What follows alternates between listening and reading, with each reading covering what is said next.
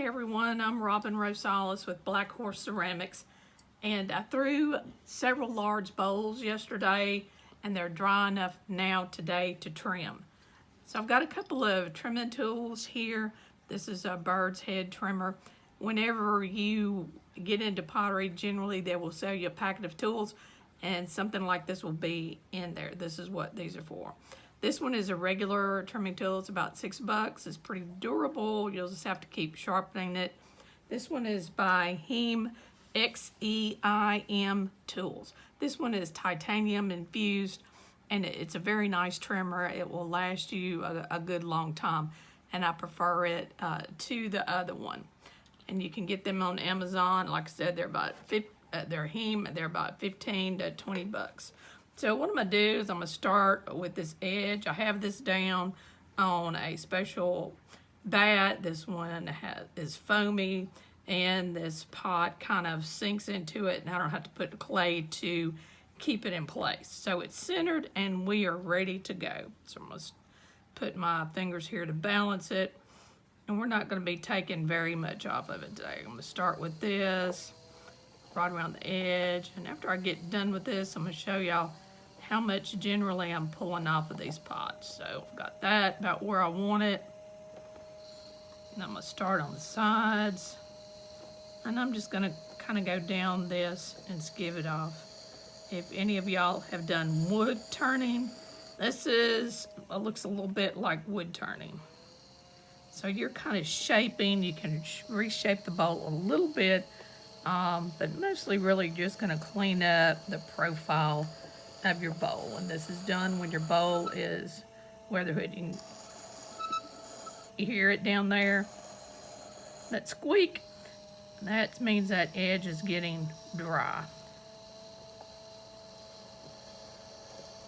What you want to do with your bowls or mugs or any of your clay that you use, after you finish it, get your shape done, you want to let it dry right side up and then flip it over upside down so it dries evenly. And that little squeak will tell you that edge is dry. So I've got that pretty much cleaned up. I've got a little bit of skipping here, so I'm gonna trim that off. There's a technique called clattering that you can do, that you can put a lot more technique on the side, a lot more shaping on the sides. But that's not what I want for this piece. Okay. So our sides are done. We're gonna work on the top, and there are a couple of loop tools you can use. This is how I do it. This is how I put a foot on one. I'm gonna take this. I like a fat foot on there, so I'm gonna start it spinning kind of slow. And I'm gonna put this down and let it go. You can also see how well you've got it lined up. And I'm gonna ease it over, and I'm gonna flat it out. So this way, when you go in to trim it from the center out, now you've got something that's gonna kind of catch your tool. And we wanna check it and see we got enough to go down a little bit more. It is really easy to trim through the bottom of your pot. So you want to be careful with that. And this one's going to have a shallow one on there. Okay, so now I'm going to go back to the bird head trimmer because I've got a nice catch. This will catch that tool and not let it run off the edge.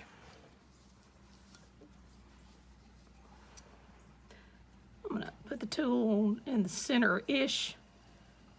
I'm gonna let it catch a little bit of clay, and then I'm gonna clean this up. I'm gonna stop and show y'all the progress. See that little white spot right there? This is reclaimed clay. So the nice thing about pottery is that most of the time it's resalvageable for another product. So all these trimmings and the wet stuff, when I throw, goes into a reclaimed bag, and then you just reuse it. It's pretty awesome like that. Of course, you want to make sure you have the same type of clay. You don't want to put a low fire remnants in there with high fire. You kind of want to keep all that together.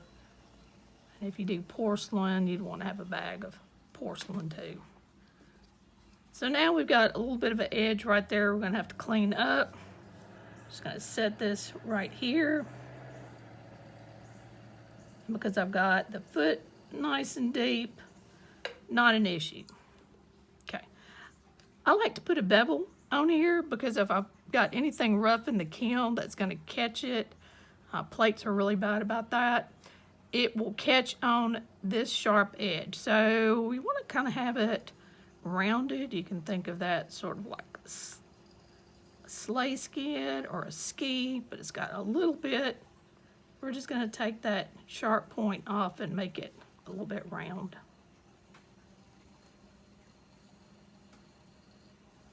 That's not going to change your pot up. Clean this up.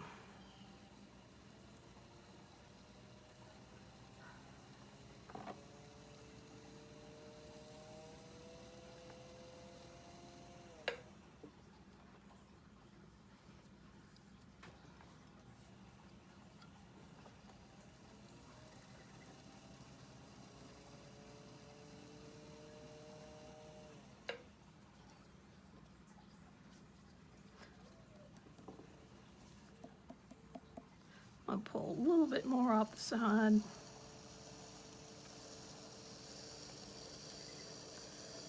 And after I do this, I'll show you how much you end up taking off a pot when you trim it, or a bowl that's this size.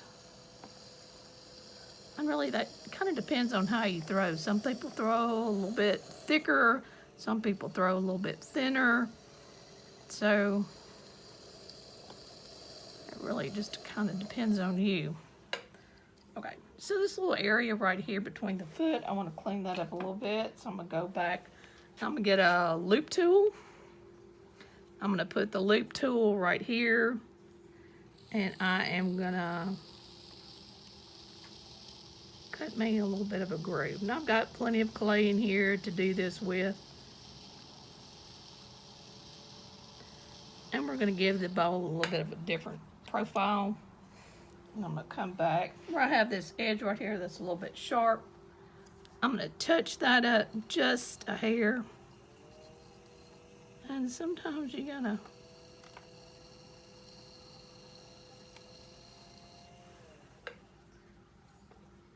I like that. That's smoother.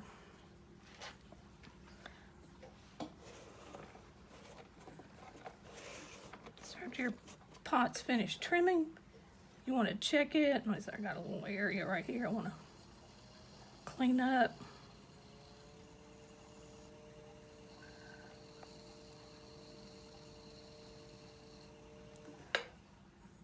All right, I'm happy with that. So sometimes when you're trimming your pot, it may be a little bit wet. You want to grab it near the base because you've got the most clay there and you're going to have the least chance of deforming it when you got to move it. So you pick it up like this and take it to wherever you're going to finish letting it dry. The last thing you want to do, or the last thing I do, is before I pull it off, this is a little bit of cornstarch. And I'm going to put my maker's mark in the center, right here.